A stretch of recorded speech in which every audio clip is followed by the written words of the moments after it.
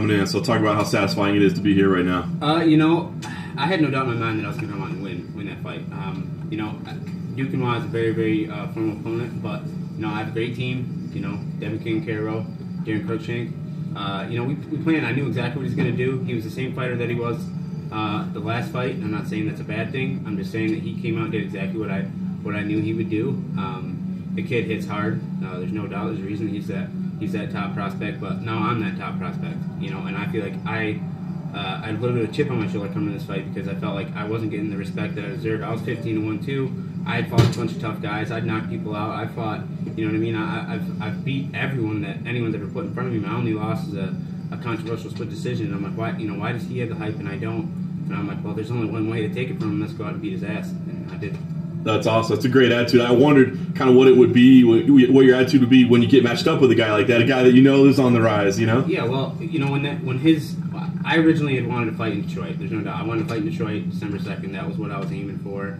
You know, that gave me plenty of time between my debut and in Detroit. That gave me plenty of time to, you know, really, really sit down and get a lot of things, you know, put together. And then the opportunity to fight him came up, and I was like, well, I can't pass this up. You know, I would love to fight at home, but this is a fight that I need, you know, to put myself on the map.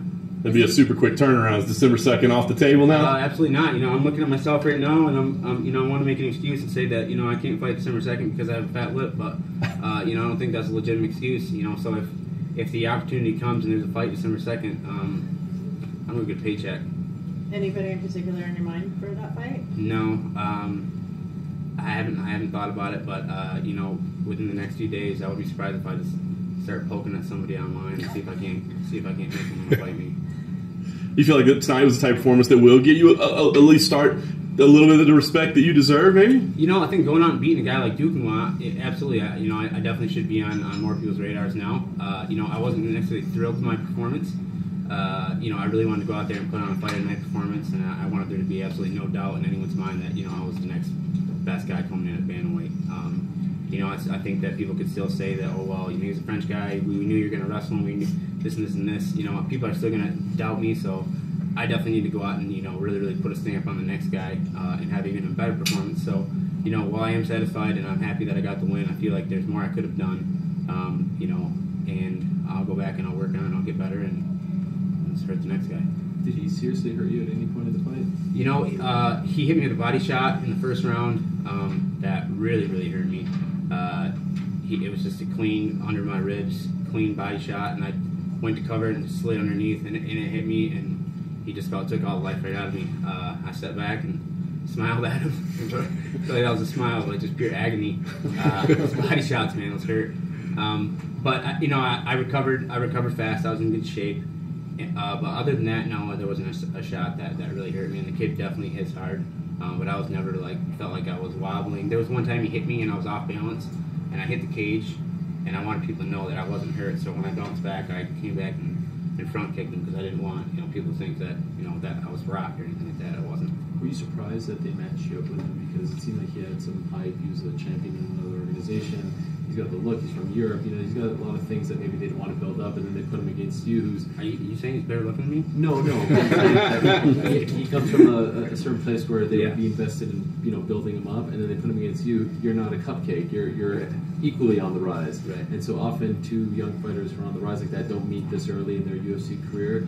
Were you surprised? I'm asking because I was surprised. I honestly, I was surprised.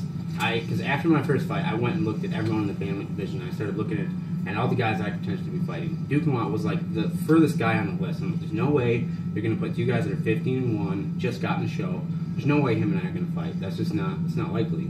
And then, you know, when the phone call came and it was Tom Duquesnoy, I'm like, well, I recognize that name. I, you know, went through it, looked, and I was like, that's definitely the fire kid, the French kid that, you know, everyone's been talking about. I'm like, there's no way that they're going to give me that fight. And I told my manager, and he's like, I can beat this kid, but he goes, I don't really think you're going to get this fight. And sure enough, you know, I got a phone call maybe an hour later. He goes, yeah, they want to give it to somebody else. And then for whatever reason, that person said no, and I already said yes. And so I got plugged in the fight. I'm not sure this is a fight that necessarily, you know, was a match made in heaven for the UFC. But I think it was just, he said yes, I said yes, and You know what I mean? A couple other guys fell through, and then I was the other guy that said yes, and it was like, all right, well, let's just do this. And I think that's how it happened. By the way, just curious, you're a Michigan guy, 2 Michigan guys in the main event. Where does your heart go?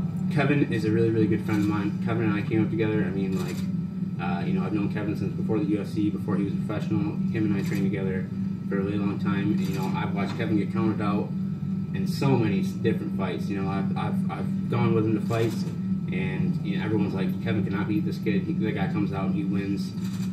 So don't ever question Kevin Lee in his heart. Because that kid's got a will to win, and I think that he will go out and pull an upset against Tony Ferguson.